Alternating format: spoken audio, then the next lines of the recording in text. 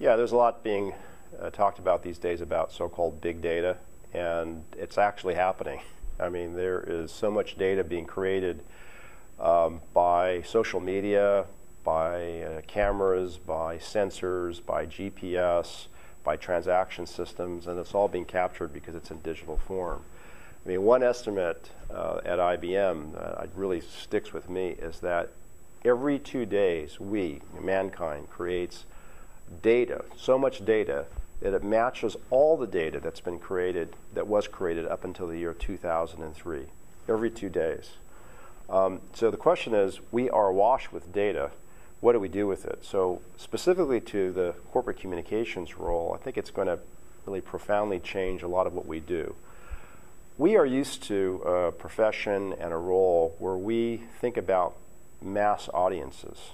We think about customers or employees or the community.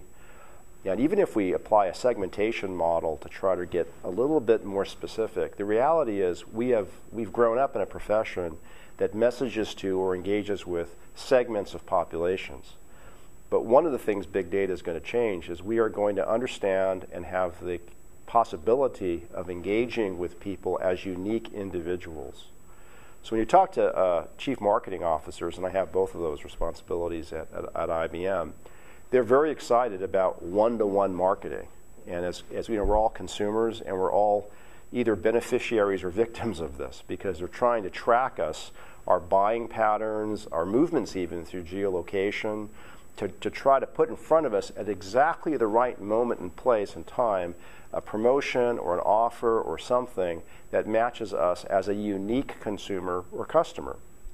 If you think about that same muscle, that capability, to the role of the CCO, you know, beyond the customer, right? We're trying to reach our employees, we're trying to reach our retirees, we're trying to reach the people in government or academia, the influencers.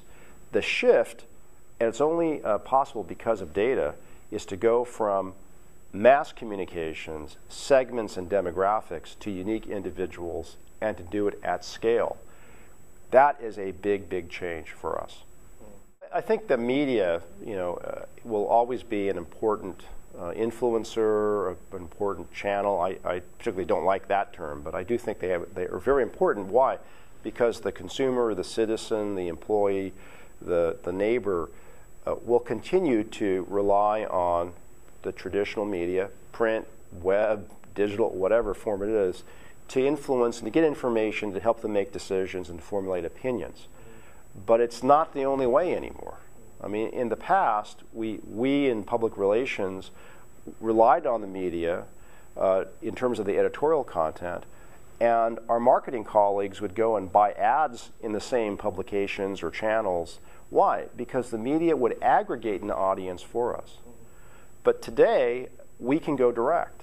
I mean, there are many, many channels and methods to engage directly the stakeholders and constituents that we want to reach. And they're very low cost, some are free, but we have to gain mastery of how to use these tools and how to use them the right way in order to reach and understand and engage with, you know, the people we want to reach. So it's an addition to our relationships and use of traditional media.